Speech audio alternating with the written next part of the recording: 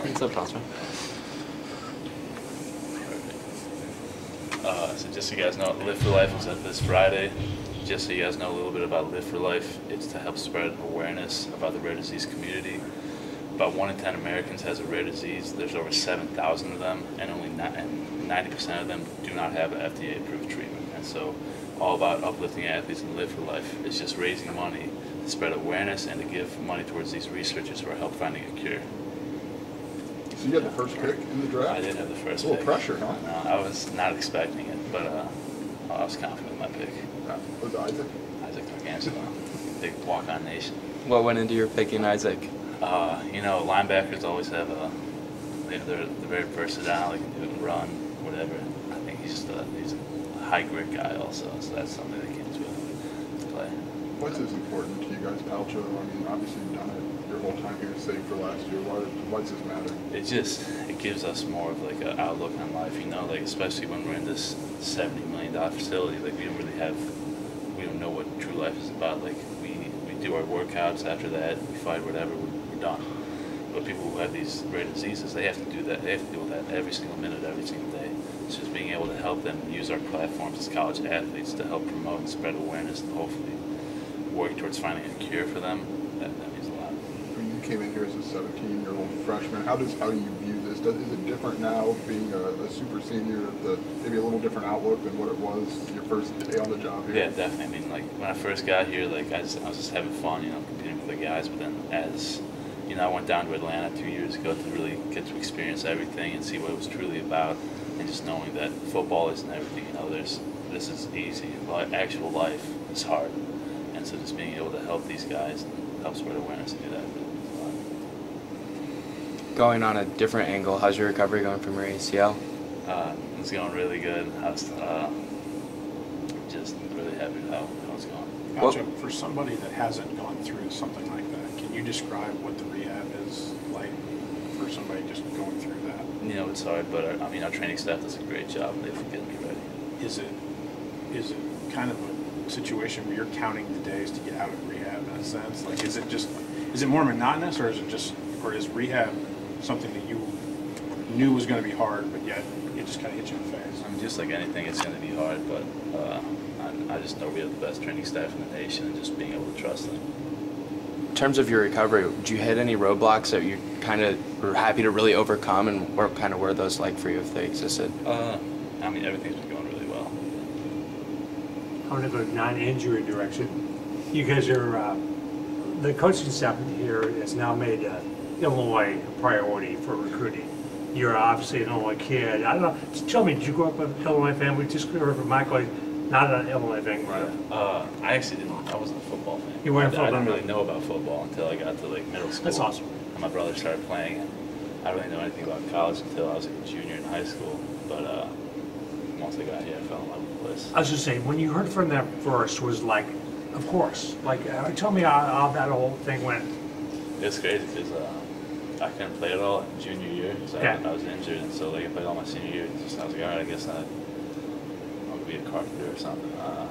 But like Coach Luke Buckys came over, offered me a scholarship. I was like, whoa, that's kind of nice. And so that's how that. So it wasn't like a dream school, I think, for you. I mean, I was just happy that my parents didn't have to pay for college. That was the biggest thing.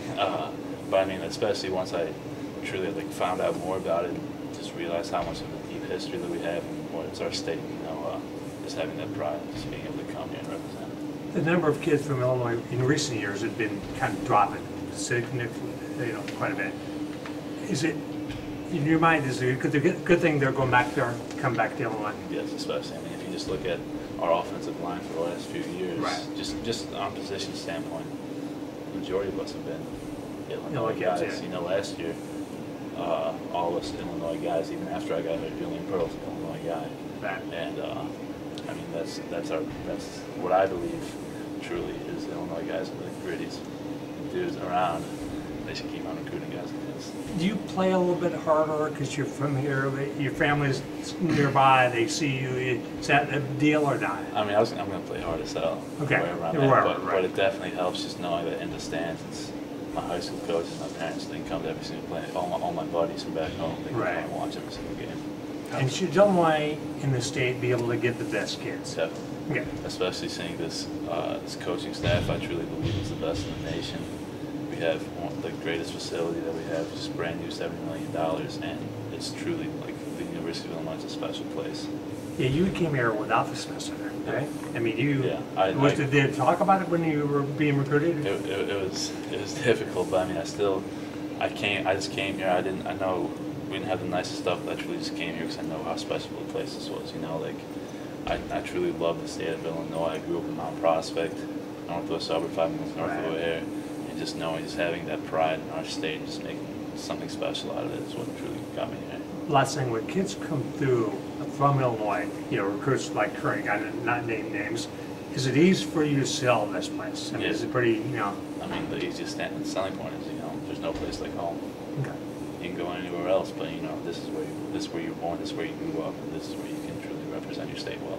Perfect, thanks. So can I talk to you about your relationship with Coach Miller? That's a quick relationship you have to have with somebody, and you're only going to be here another year. That's a quick turnaround. Yeah, definitely. He recruited me a little bit in high school, and he actually he went to high school 5 minutes from me. I went to Prospect High School. He went to Elk Grove. Sure.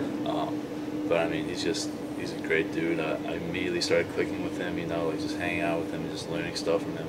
I mean, the connection is real strong. Alex, Go ahead. you've been through this Live for Life a few years now, and it's clear that your passion for it by talking about it.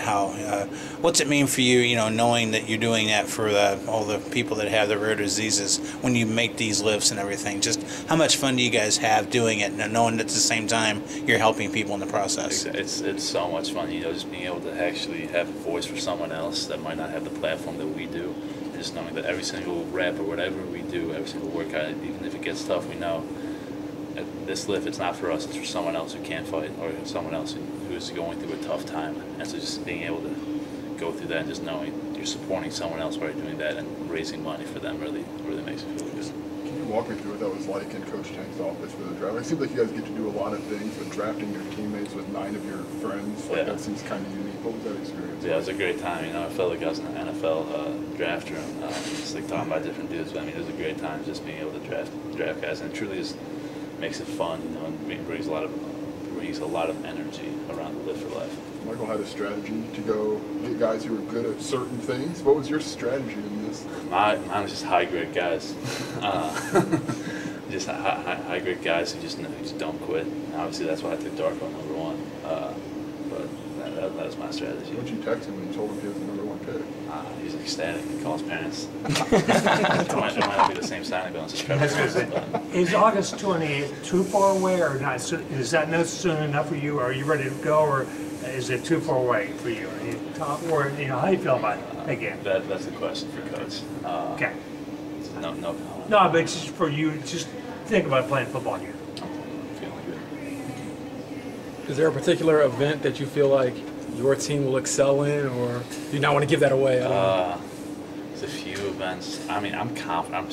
I love the position I'm in, that we're in.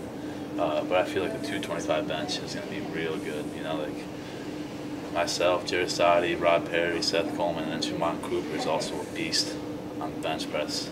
So, what's your personal record on that?